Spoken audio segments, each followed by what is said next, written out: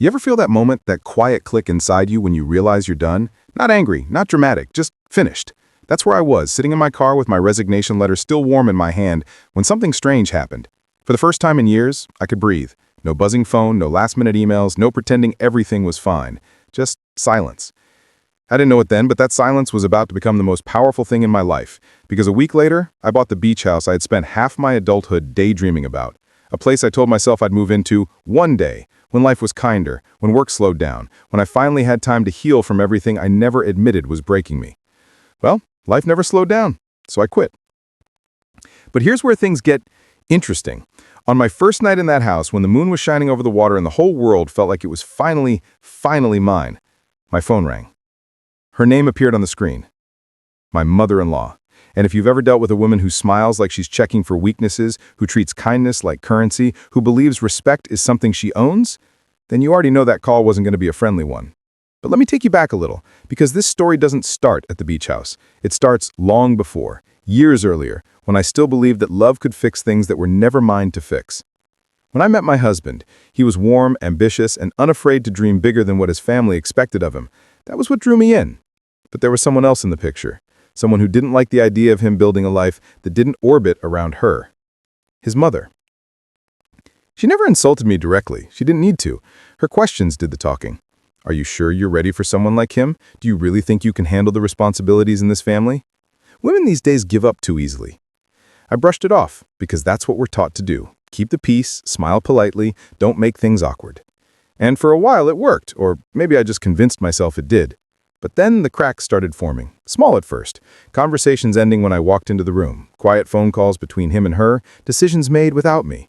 It felt like a subtle, invisible shift, like someone slowly rearranging your life when you're not looking.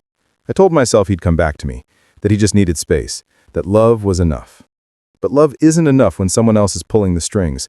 One night I saw the message that changed everything. Tell her it's your decision. She'll obey faster that way. Not agree, not understand. Obey. That word, sharp, cold, deliberate, didn't just land on the screen, it landed on my spine. And right then I understood something crucial. I wasn't in a marriage. I was in a hierarchy. But here's what makes this part important. I didn't yell. I didn't cry. I didn't threaten divorce. I learned. And once a quiet woman starts learning, the entire balance of power shifts. I told my husband I quit my job to work on my mental health. That part was technically true. What I didn't say was that quitting gave me time to think, to plan, to build a future that didn't leave me begging for space inside my own life. The beach house wasn't a retreat. It was a reset button. A place untouched by her mother's influence, her expectations, her intrusive little comments disguised as concern. Every document I signed, my name only. Every repair, paid by me. Every key, held by me. For the first time in years, I owned something that couldn't be taken from me. Or so I thought. Because on my first night there, while the waves rolled in rhythm against the shore, my phone buzzed again. Her name. Again. I let it ring. A minute later, a text appeared. We'll be arriving tomorrow. Make sure the guest room is clean. Not can we come, not is this a good time, but a command. And that was the moment everything inside me went very, very still. Not broken. Not scared, just still. The kind of stillness that means the planning phase is over, and the action phase is about to begin.